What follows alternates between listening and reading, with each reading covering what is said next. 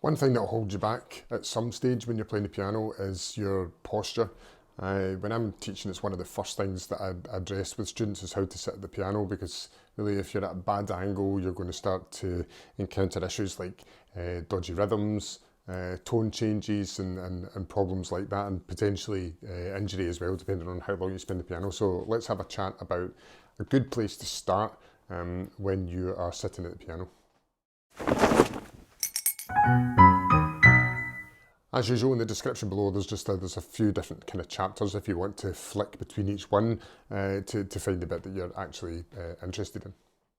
So if you look around and you look at some professional players, you'll see the majority of them have a pretty similar posture, you know, distance from the piano, height of the stool and such like. And of course, don't get me wrong, there's complete outliers like if you ever watched Bill Evans playing the piano, I mean, that guy's an incredible jazz piano player. However, his posture at the piano is just nuts. But anyway, you can't do that way. And as I said, there's always going to be that kind of outlier of people who sit weird at the piano but are still absolutely brilliant. So what are you going to do? Anyway, what I want to talk about is just a kind of a starting position. Then you can work out for yourself from there. First thing I want to talk about is hand position. What we want to avoid is any tension where possible. So you don't want to be, you know, curling your fingers in, and you don't want to be playing with a kind of really flat hand as well. You want to have as relaxed a position as possible. Now, the way I generally teach this, I give two ways. One is to just put your hand on your kneecap, you know, so if you put your hand on your kneecap like that, you'll notice how your fingers just kind of they just sort of fall over the top of it. Now, if you can then lift your hand and take that and put it over onto the keyboard, then that's a good kind of starting position for you. If that doesn't work, the other one to do is if you hang your hands by your side and just relax, you should notice a kind of natural curve, and it'll be very similar to the kneecap position as well. Again, if you can lift that up and just put it onto the piano and start playing like that, then that's what you're aiming for. Another thing just to watch out for as well is just there's a kind of almost like a C position here that you want to try and aim for as well when you're playing, and also maintaining that while you're playing.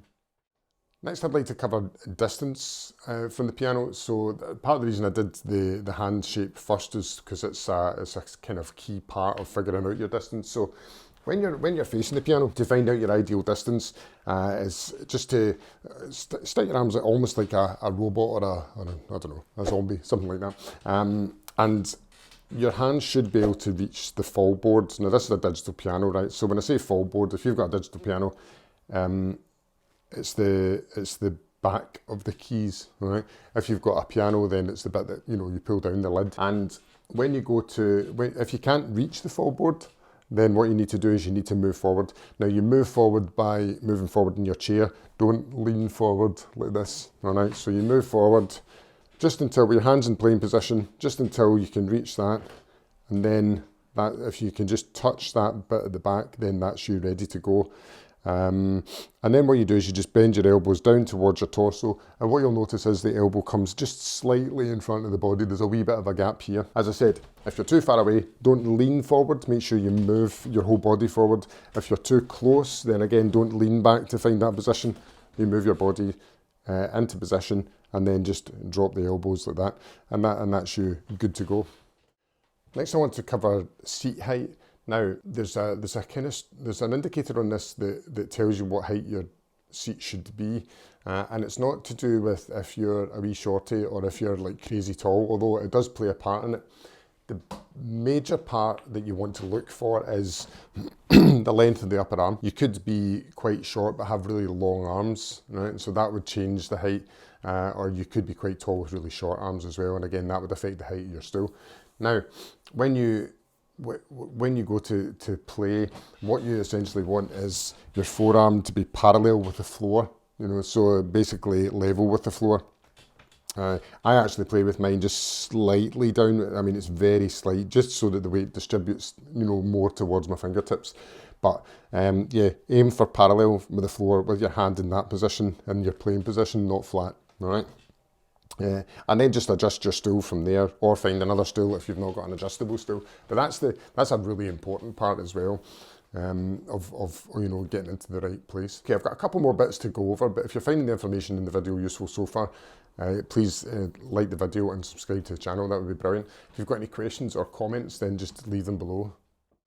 Another point I want to talk about is shoulders. I've seen it in lessons sometimes where I've said, oh, you need to raise your arms so that it's parallel with the floor, and what people tend to do is they'll maybe go like this, and they'll lift their shoulders up until they're up around their ears and start playing the piano like this. Now, it doesn't take long before that becomes incredibly tense and quite uncomfortable. So when you're figuring out your height, then just make sure that your shoulders are down and relaxed as well, all right? Another thing that'll affect the height of your bench is your back. Now, if you should really sit kind of like this, with your back straight, not arched, you know, as if you're kind of in the army or anything like that, but just comfortable and straight. That again ties into the height of your stool.